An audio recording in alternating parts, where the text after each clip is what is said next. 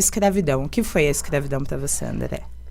Bom, a escravidão, ela tem seu grande ponto crucial na África, né? No continente africano, dos negros, dos pretos, escravizando os próprios negros para vender, para comercializar. Ela começou assim, não é?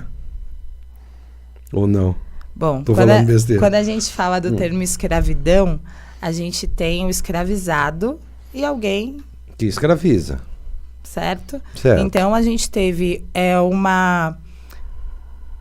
uma classe, umas pessoas de determinada classe social, determinada cor, o que foi instituído para que segregasse, né? A classe social. E a cor. Mas então, lá na época da escravidão, lá os primeiros escravos, penso eu, segundo algumas coisas que eu já li, é assim, você tinha aí sim, por classe social, os menos abastados, que eram escravizados pelos que tinham fortuna, que tinham posses, né? Independente de cores. E esse boom se deu no continente africano. Bom, quando a gente fala escravidão, é algo diretamente ligado à raça. Isso a gente tem história que conta onde escravidão você segrega uma determinada população e tem índices que até hoje a gente carrega eles de uma população com determinada cor que foi escravizada por outra população de determinada cor que escravizou.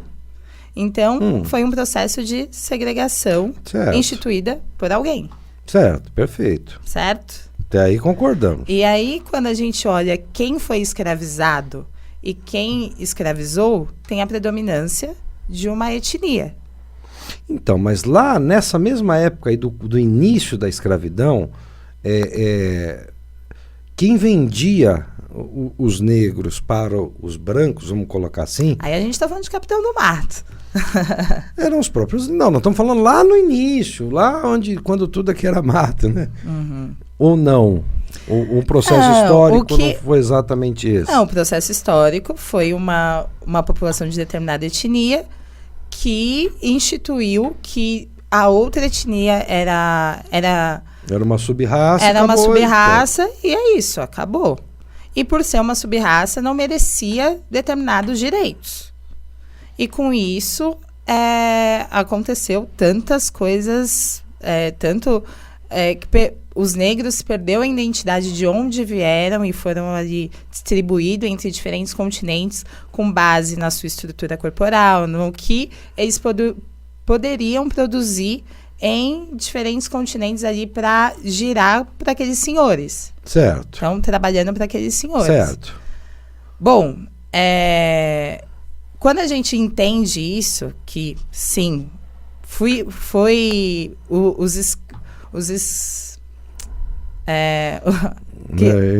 as pessoas que escravizaram. As pessoas que escravizaram. Fiquei procurando a palavra e não achei também. As pessoas que escravizaram determinaram que essa etnia era uma sub-raça por N fatores, enfim. E aí foi construído um sistema com base nisso. Perfeito, perfeito. E quando você me diz, os próprios negros escravizavam os negros.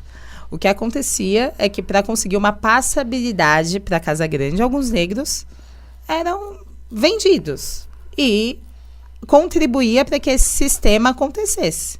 Então, criou-se esse sistema, né? Isso, mas quem criou esse sistema foram pessoas de uma determinada etnia que, historicamente, dizia que outra etnia, que a gente está aqui falando da população negra, era uma sub-raça, que não tinha... Se a gente escutar tempos de apartheid ali, era pessoas que não tinham capacidade de raciocinar. Era dito isso.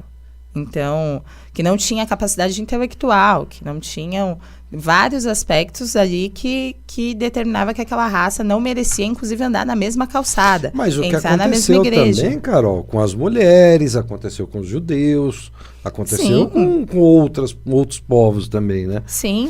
Os judeus, eu acho que é onde a gente consegue ter uma base de comparação bem bem incisiva ali, mas quando a gente fala do feminismo, existe até um livro que eu não me sinto representada quando a gente fala do Dia da Mulher, em março, porque quando a gente fala da intersecção entre mulheres negras, é uma outra perspectiva. É uma outra perspectiva, porque quando as mulheres brancas estavam em luta por direitos iguais de trabalho, tinha alguém nas suas casas cuidando dos seus filhos. E, majoritariamente, o perfil era as mulheres